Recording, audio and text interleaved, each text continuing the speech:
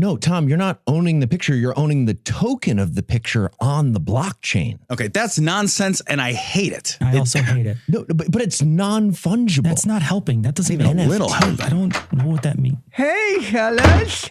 Jesus, what the fuck? What did you do? What's happening? This is terrifying. Oh, this. Yeah, Yeah, that. Yep. I don't. Your face? I don't More know than that. if you guys remember, but we got this little email during Vulgarity for Charity this year ranking our attractiveness. Yeah, you came in last. We remember. Yeah, last. Last. Last. Oh my Not God. first, not even in the Crazy. middle. Like, just last. Oh, is that how it happened? I don't even remember. You don't remember because you emailed that person back like 4 times. I'm pretty Yeah, sure. she had to block you on email. Yeah. I didn't They even know emailed me you and could do said that. to I help. don't know how you do that, but she figured it out. Anyways, I've been meaning to get an eensy bit of work done anyways, so Did I we say figured. antsy? No. Yeah. That's a lot. Just got around to that, facelift, tummy tuck, calf implant, facelift, hairline alignment, Botox, lip plumping. Okay, you said facelift twice. I think you just got. Oh no, I got 2. I got right. 2 of them. Eli, I don't know that all this is. I don't think it's good for you. It can't possibly. be good for Oh man, I knew this was coming. I'm the most attractive one now, and you guys are jealous. My team of doctors who advertise on happening. buses, like all super good medical professionals, warned me this might happen. Dude, when you blink, your mouth closes involuntarily. That's where you're wrong, Heath. When I breathe, I blink. Oh, okay. Got it. Yeah, that's better. Withdrawn.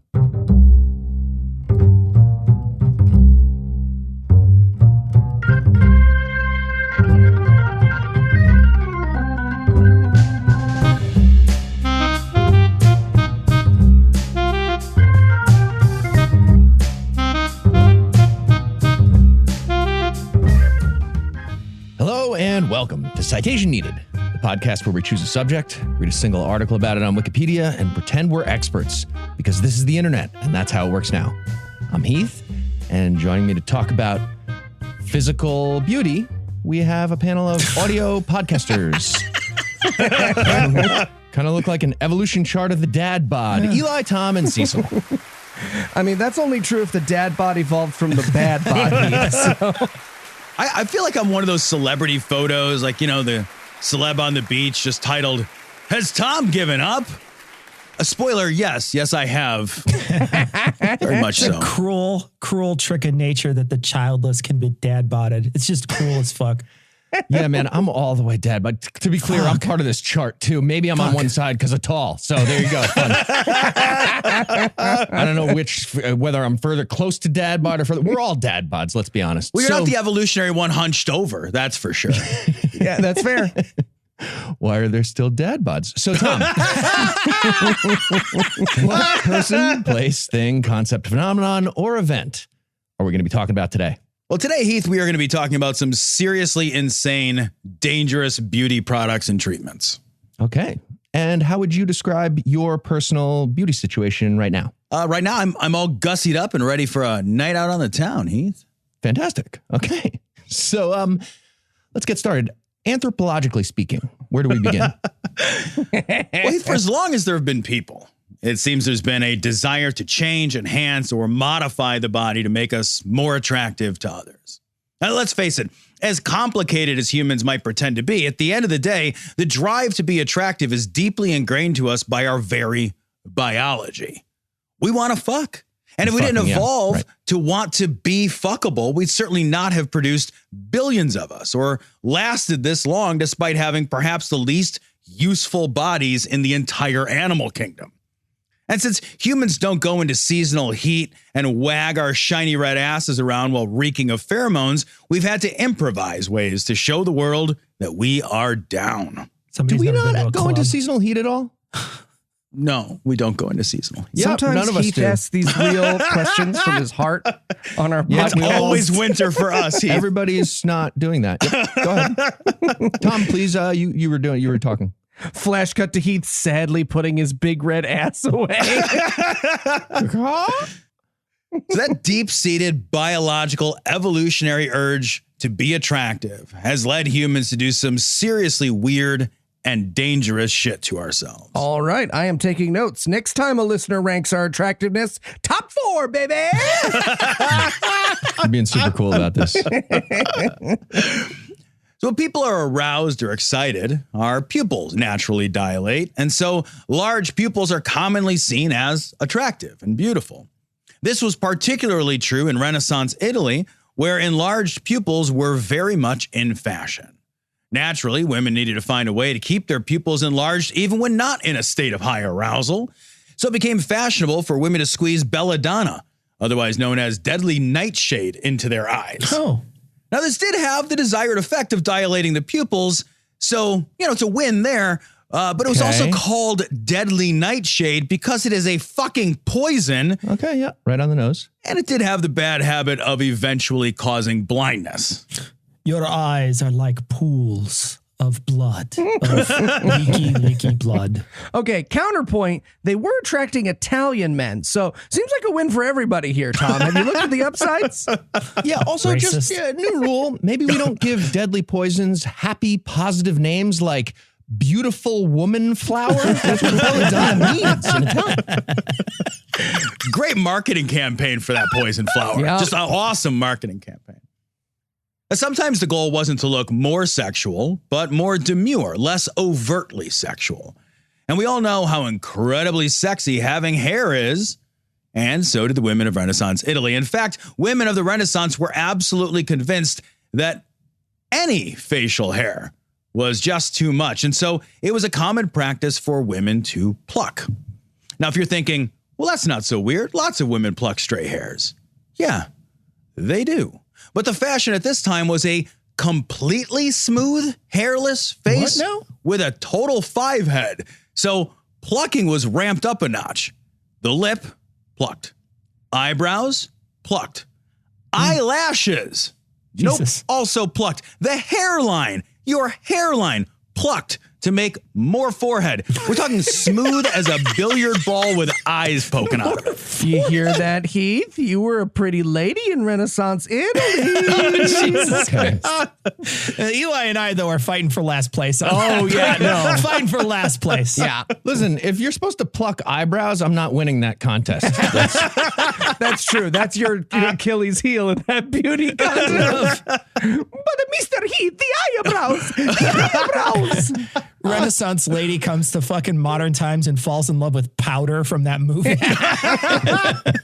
Oh, thank God. Thank God. That actor gets to live another 20 years. Someone has referenced him. Now, if you've watched those period dramas of the 18th century where women had those huge sculpted Marge Simpson hairs, you'll be familiar with this one. It was the fashion to wear enormous decorative wigs for women of a certain social status. And while, again, wigs are nothing terribly new or controversial, these wigs were so enormous and elaborate that they had wooden frames to hold them up, and then they were shaped with beef lard. Wow. So combine the rancid animal fat along with the historically low standards and options for hygiene and pest control, and the result were wigs that were absolutely teeming with lice and, no shit, sometimes actual rats' nests. Like actual rats would be inside of it? Rats built nests in lady hair, dude. That's pretty awesome. In fairness, though, I do keep a little dab of beef lard behind my ear a lot of the time. It's less. I like to play with dogs. It's for playing with dogs. They like it. They get excited. So I just dab a little bit. It's eau de veau. What? Veau is cow in French. Vache is cow in French. It's close. I got it. That's the best thing that's Nailed happened it. on this show. So, Just the dead silence after it while everyone's trying to figure out, did I miss the joke or it's did like the joke? horseshoes. It's close. Thank you. It's one. I've always you considered away. myself the crokinole of jokes. Eli, just say eau de vache right now. We'll paste it in. No, because No, we won't. it's No, we funnier won't. because it rhymes. Mine's won't. better. Yep. And we Never won't mind. paste it anyway. The tiny waist has often been in vogue, and corsets have been used by many to enhance that hourglass shape. Corsets and waist training, still used by some women today, but they are not without their dangers. Yeah, those chicks are crazy. Oh, sorry. Tom meant the corsets, everyone. Tom meant the corsets. So Yikes. the corsets used by Victorian women were cinched. Don't you yikes me? You're very problematic, Eli. Go ahead You're and very introduce problematic. me to a woman using a corset today who's like, hi, my name's Belinda. I work at the library and I'm a normal human. No. Corsets are the surfboards of women. We all know what's going on there. It's a problem. If this is how I go down, this is how I go down. A man must have a place to go. This is a fun hill. This is a fun hill. And that was the last podcast Eli Bosnick has had. Ever appeared on. The corsets used by Victorian women were cinched so tightly, they were wildly dangerous. The constriction could put pressure on the internal organs, including the lungs, making it difficult to breathe. The trope of the fainting spell of Victorian women likely comes from corsets making women straight up just pass out. Remember, too, that tuberculosis was also something of a problem at this time. And of course, women with diminished lung capacity fared rather worse when contracting respiratory diseases. Victorian Joe Rogan shoving ivermectin in a fainting girl's mouth. Okay, now he's peeing. Is he peeing? In 1849, Charlotte Bronte wrote, quote, "Consumption, I am aware, is a flattering malady," end quote. This was a common enough refrain for the time because, of all things, consumption, aka tuberculosis, was actually considered a fashionable disease of beauty. Now, I will describe what this means from a beauty perspective, but I need to take a moment to note that TB that's not beautiful. Tuberculosis causes coughing, emaciation, fever, diarrhea, and then just the hacking up of blood and phlegms, none of which sounds at all sexy to me, but it weirdly kind of coincided with Victorian beauty standards. Whoa. If diarrhea is a Victorian beauty standard, it should be me in that clamshell instead of the redhead.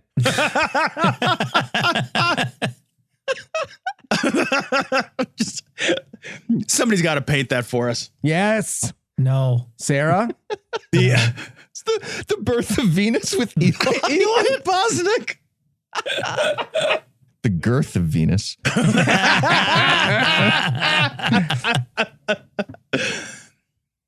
The emaciation of consumption caused the collarbones to protrude, which was a hallmark of Victorian beauty, as was the ghostly pallor and the rosy cheeks caused by a constant fever. Because the disease and the beauty standards so closely aligned, they eventually just overlapped, and then it all became very confusing. Women who didn't have consumption would wear makeup to mimic women who did have consumption, and then women with consumption were sometimes envied for their beauty, even as the disease slowly destroyed them. Wow. It's just like right now with resting hangover face and crippling imposter syndrome about everybody actually hating all your jokes. It's just like, it's on the TikTok right now. It's the same. It's when you make a joke about how you're comedy balanced and people like they run with the joke because it's a joke. It's not a real. They don't really think that about you. And they're like, yeah, you're tall. That's the only thing we can think of about it as positive. Jesus Christ. It's just like that. It's a joke. Welcome to Citation Needed, the confessional episode. You guys all know. You guys, right? You guys get it? So funny. Classic. You know how you cry, laugh, but sometimes you're not even laughing. You're what? Eli, did you think it was funny what I just said? Yeah, you could tell he went. That's how you know. That's how you know. He tried to polite laugh, but it got stuck in his throat, and he tried not to vomit instead. Yeah, mostly it's just silence, but once in a while. No, you're not describing the source of my mental illness over the last 7 years. So harkening back to the binding power of the corset, let's not forget those with a thing for feet. Feet are the most fetishized body part, and that trend seems to span time and location. I feel like tits and vages are winning, but hey, whatever convinces you aren't weird, Tom.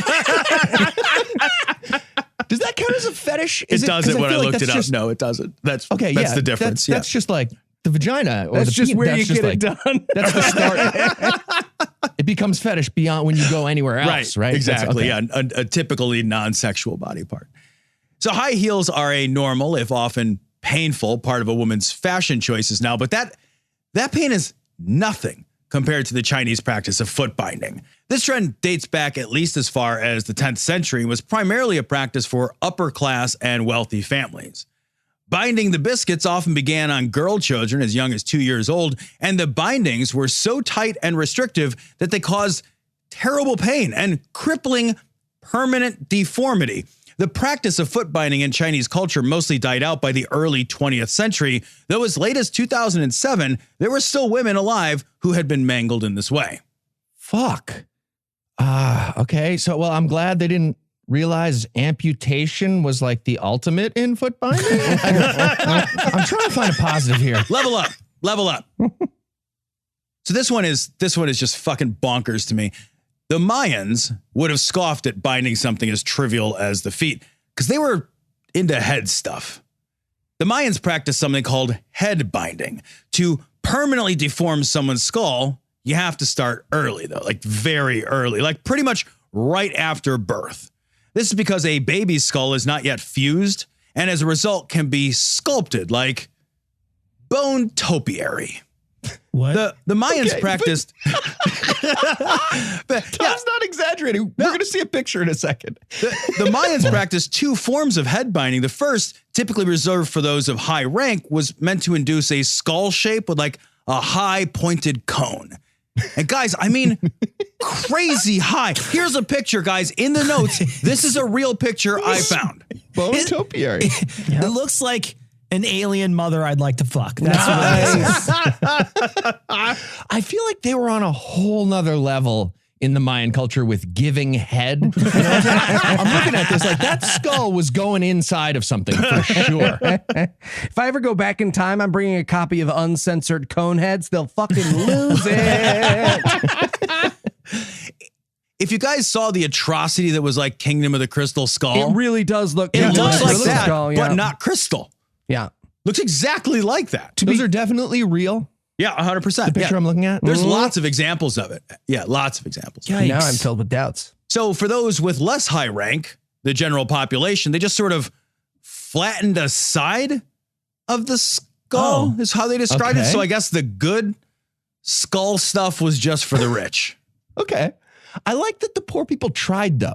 You know what I'm saying? They were like, all right, we can't afford a fancy baby lathe to do the folding. What if we just do like a wall smushy thing and then maybe rotate it? We already got a wall. We can just kind of like, Okay, it's like the public school system. Oh, Jesus Christ. It's like my dad giving me magazines to be my hockey shin guards. Exactly. Kind of. Yeah. I had the same struggle as a poor Mayan child. And you know what? We don't talk about it enough. We don't it's very talk hard for about me. it enough. All right, now when you think beauty and you think teeth, I know your mind, like mine, naturally turns to England. And as bad as things might seem now, they are leaps and snaggles better than they were during the reign of Queen Elizabeth. Dental hygiene at this time was, to be extremely generous, fucking atrocious. It was worse than fucking atrocious, actually. You know that old saying, don't look a gift queen in the mouth? No? Is that That's probably because of the smell. Nobody wants to look a queen in the mouth. You see, Queen Elizabeth had such a sweet tooth without a sweet toothbrush that her teeth rotted so much they turned black. And since she was the queen, she was the natural beauty trendsetter. So women all over England wore what amounted to tooth makeup to blacken their teeth to look like they too had royally rotten faces. Okay. So all of Europe looked like Gollum eating a live squid for most of history. That's fun to know. And that means I don't know why it means that, but that means it's time for a quick break for some apropos of nothing.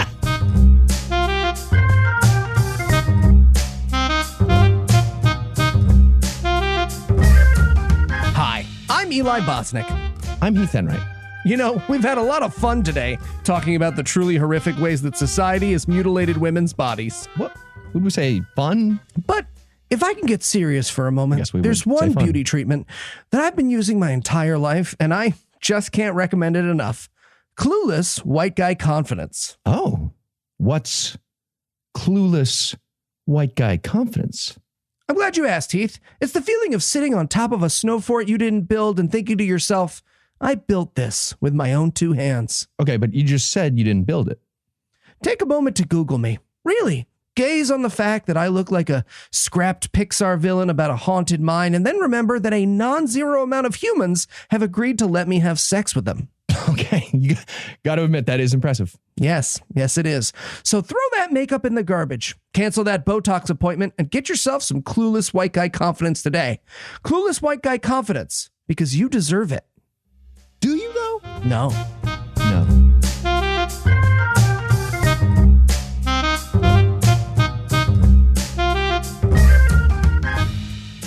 And we're back. When we left off, I was feeling personally uncomfortable about being attracted to the conehead skull shape of Mayan aristocracy that was created with a baby lathe that they must have had. Tom, you go now. You talk. Okay. All right. For many women, makeup plays an essential role in their lives, and that makeup has served a wide variety of goals in different cultures and times. For women in the 18th century of Europe, the standard for beauty was, as we discussed in the consumption portion of this program, a ghostly complexion. To achieve that signature look, foundations were produced, which, of course, they contained lead. Lead is just fantastically bad for you. Like, it's bad for you always and in any amount. And when applied to the skin, it caused irritation and blemishes, which then needed to be covered up with lead and more lead-based makeup. You get the idea. It's a circle. The price of beauty when it comes to lead poisoning sometimes leads to brain swelling, paralysis, and organ failure. Well, if your brain swells, just papoose your head like a Mayan. Yeah, and you'll be exactly. Fine. You're gonna be Lead was not the only poison used in makeup. Not by a long shot. Arsenic was also a common beauty ingredient. To rid their bodies of unwanted hair, women sometimes used arsenic salves as a depilatory cream. This was not only painful and dangerous because it involved burning shit off of themselves, but it was being burned with actual poison, which sometimes poisoned them with poison. Okay, who's the terrifying marketing guy who made that happen? He's like, all right, we got this poison cream. Really just selling it to poison guys, though. What if we pivot? What the fuck? I have no idea. They're not satisfied to smear arsenic on their legs and arms. Arsenic was also straight up consumed as a beauty aid.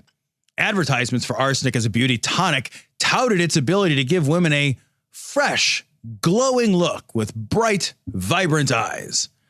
And also, arsenic was supposed to give you big boobs. So far, the only things we know of that cause boobs to get bigger are puberty and surgery. Definitely not arsenic. What arsenic does cause are cramped muscles, diarrhea, blood in the urine, hair loss, stomach pain, convulsions, and sometimes death. None of which sounds synonymous with youthful vigor. But don't worry, makeup-wearing podcast listener. We will never find out that anything in makeup is poisonous ever again. We've got it all figured out now. I promise. So cheese and scotch will get you those bigger boobs if you want, if anybody's curious. So the shape of skulls, feet, and waists are not the only things that have been historically obsessed over. The nose also enters into that equation. In fact, rhinoplasty is the most common plastic surgery for men and the fourth most common for women. The shape of one's nose has implications for beauty and ethnicity, so it's no surprise that attempts to reshape the schnoz have been made. An old-timey advertisement I stumbled across for a nose helmet looks like a weird ball gag come braces for the nose. The idea, it appears, was to smash the nose into the desired shape and then just hope it would sort of reform to fit the shape of its vessel. This did not, of course, work, but it does look both wonderfully stupid and almost certainly painful. Fellas, here's a picture. That definitely looks like an amateur Boscus. At best, it's like a semi-pro Boscus. Like a semi-pro. It's like a training bra for Gonzo. It really is what it looks like. It's crazy. I also, can I just appreciate that in the time before photos, you got to just draw your before and after pictures and be like, yeah, that's how it looked. That's how it ended. Trust me, I drew it with a pencil. So mercury was recently found in beauty products. Oh, Beans, I'm so sorry, podcast listener. I lied to you. I didn't know. It's actually very frequently found in beauty products still. I know this because I read a page from the FDA's website warning consumers to not buy skin lighteners and creams and makeups with mercury in them. If you're wondering why the FDA can't just like pull that shit off the shelves when they're full of fucking mercury, yeah, that is because cosmetics are entirely unregulated. What? No one is making sure they're safe, and the industry is responsible for policing itself, which is precisely why there is mercury in modern cosmetic beauty products. We need a cap and trade system for mercury poisoning. What the fuck is happening? The industry is going to regulate itself? Whenever that happens, doesn't it go well? I feel like it goes well. You don't love capitalism. Are you saying those men and women who look like they've been pressed between the pages of a book that run the makeup industry are not the paragons of integrity? Because I will not have them blasphemed on this podcast. Now, years ago, the mercury wasn't hidden in the products, but was advertised as having mercury in it. The mercury was a cure for blemishes. I have no idea if it worked to get rid of acne or not, but I do know that it is easily absorbed through the skin and is a potent neurotoxin, so it's probably worth it. Now, if you remember the story we did about Marie Curie, you'll remember that when radium was first discovered, people went absolutely apeshit for it. Radium was marketed as a cure and treatment for just about everything you can imagine, so it's no surprise that an ad in 1905 for Radion chin straps demonstrates the public eagerness to coat themselves in radioactive isotopes. The public thought it would energize the skin and cure blemishes. In practice, it was radiation, so it didn't so much energize the skin as caused cancer and degeneration of bone and tissue. But, I mean, it did those things beautifully. Okay, I know it's a little late to bring this up in the essay, but how did none of this working and almost always killing you make it past the testing phase of these products? I feel like you can't really fail the test when both people, like you and the tester, are talking in the old timey like Carnival Barker voice. It's just that everybody ends up, all right, let's try it out. So, all right, sure. Try some radium tonic, only a nickel. Does it work? Sure does. Bully. See? Yeah, you end up saying both I bully, and then bully. it's there. No matter And what. now Deal's a you're deal. poisoned. Similarly, X-ray technology was, after its discovery, heralded as something of a cure-all. You used to be able to go to the shoe store and then stick your feet under active fluoroscopy and then watch the bones in your foot wiggle about as you flex your currently irradiating feet. Exposure to X-rays was discovered to cause hair loss. And like arsenic, it quickly gained use as a depilatory. Of course, X-rays in safe amounts don't cause hair loss. So some people would spend as many as 20 hours under X-rays to induce the hair loss effect. Oof. It did work to eliminate unwanted hair, but it had the unfortunate side effect of causing terrible, terrible cancer. Our final story involves freckles. As an extremely pale man with freckles, these tiny dots of pigment seem like a suntan cock tease to me, but they have often been, quite like myself, noticeably out of fashion. At least 2 utterly mad inventions were created to manage the scourge of unwanted melanin smudges. The first was a kind of freckle freezer. The idea was to use a sort of pen filled with dry ice to freeze the tissue of the freckle and kill it. Once destroyed, the wound would heal and the offending freckle would be gone. The problem is that dry ice is just dangerous as all hell, both to touch and to inhale significant amounts of vapor from, and to have anywhere near your eyeballs. Are you not supposed to inhale that vapor? No, super not. I know. So recipients of this treatment were strapped to a chair so they didn't accidentally move. A tube was crammed into their mouths like a tiny metal snorkel so they drew clean, fresh, warm air away from the vapor of the dry ice. And then metal rods with little cups to hold their eyes closed were affixed to them. And once they were all rigged up, Only then was the negative 109 degree pen touched to their otherwise perfectly healthy skin in an attempt to destroy the flesh so that it would emerge from its frozen ashes, beautiful and marred only by the sometimes terrible scars, if, of course, things did not go well. Skin, it's just Jesus. like a phoenix, the mythical bird. Yep, I've heard that. And if you had to summarize what you've learned in one sentence, what would it be? Beauty is a real beast. And are you ready for the quiz? Let's do it. All right, Tom, we learned earlier about the rat's nest and the wigs. What is the best vermin hair treatment? A, Selsun Shrew. Oh, that's B, Fantastic. Neutrogena. C, Aquanat. Or D, Gerbil Essences. Oh, shit. Oh, shit. That's a toss-up between Selsun Shrew and Gerbil Essences. I feel like Tough. I feel like you can't tame A. It's Selsun Shrew. Oh, okay, it absolutely is. I have a question for you, Tom. Okay, let's hear it. So, the list of side effects that you just told us about from terrifying old-timey beauty products included headache, dizziness, loss of muscle control, seizures, vision impairment, severe skin rash, nausea, and diarrhea, among other things. Did I also just list the side effects literally for ivermectin? Oh, shit. A, yes, the fuck I did. B, it's also COVID. I didn't say COVID. It's also COVID as a side effect. C, also drinking pee is a side effect now. D, you're a biological terrorist. E, all of the above.